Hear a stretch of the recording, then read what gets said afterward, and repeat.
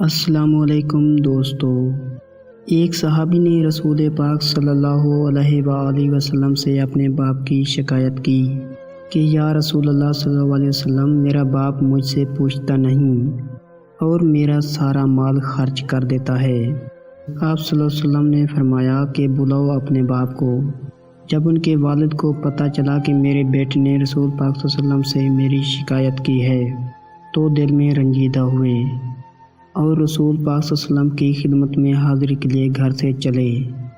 چونکہ عرب کی گھٹی میں شاعری تھی، عرب چلتے پھرتے شعر کہا کرتے تھے، تو جب وہ آپ صلی اللہ علیہ وسلم کی خدمت میں حاضری کے لیے آ رہے تھے تو راستے میں کچھ اشعار ان کے ذہن میں آئے اور ہوا کے جھونکے کی طرح چلے گئے۔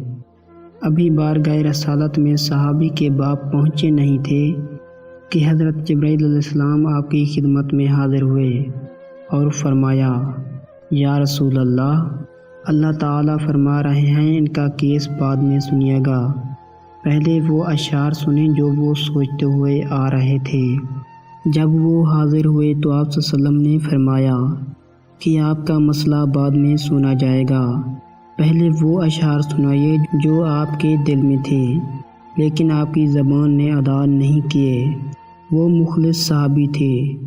یہ سن کر وہ رونے لگے کہ جو اشعار ابھی میری زبان سے ادا نہیں ہوئے، میرے کانوں نے نہیں سنے، آپ کے رب نے وہ بھی سن لیے۔ آپ صلی اللہ علیہ وسلم نے فرمایا کہ کیا تھے وہ اشعار؟ تو ان صحابی نے اشعار پڑھنا شروع کیے۔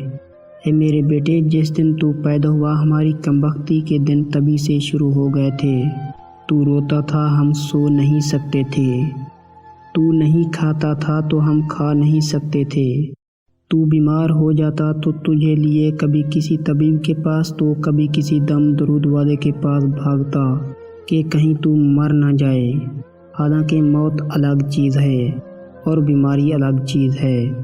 پھر تجھے گرمی سے بچانے کے لیے میں دن رات کام کرتا کہ میرے بیٹے کو ٹھنڈی چھاؤں مل جائیں۔ ٹھنڈ سے بچانے کے لیے میں نے پتھر توڑے، تغاریاں اٹھائیں کہ میرے بچے کو گرمائی مل جائے۔ جو کمایا تیرے لیے، جو بچایا تیرے لیے۔ تیری جوانی کے خواب دیکھنے کے لیے میں نے دن رات اتنی محنت کی کہ میری ہڈیاں بھی سوختہ ہو گئیں۔ پھر مجھ پر خزاں نے ڈیرے ڈال دیے، تجھ پر بہار آ گئی، میں جھک گیا تو سیدھا ہو گیا۔ اب مجھے امید ہوئی کہ اب تو ہرا بھرا ہو گیا ہے، چل اب زندگی کی آخری سانسیں تیری چھاؤں میں بیٹھ کر گزاروں گا۔ مگر یہ کیا کہ جوانی آتے ہی تیرے تیور بدل گئے، تیری آنکھیں ماتھے پر چڑھ گئیں۔ تو ایسے بات کرتا کہ میرا سینہ پھاڑ کر رکھ دیتا، تو ایسے بات کرتا کہ کوئی نوکر سے بھی ایسے نہیں بولتا۔ پھر میں نے اپنی 30 سالہ محنت کو جھٹلا دیا کہ میں تیرا باپ نہیں، نوکر ہوں۔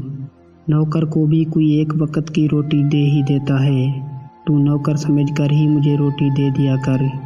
یہ اشعار سناتے سناتے ان کی نظر اللہ کے رسول پاک صلی اللہ علیہ وسلم پر پڑ گئی۔ آپ صلی اللہ علیہ وسلم اتنا روئے کہ آپ صلی اللہ علیہ وسلم کی داڑھی مبارک تر ہو گئی۔ آپ صلی اللہ علیہ وسلم غصے میں اپنی جگہ سے اٹھے اور ان کے بیٹے سے فرمایا، دور ہو جا میری نظروں سے اور سن لے، تو اور تیرا سب کچھ تیرے باپ کا ہے۔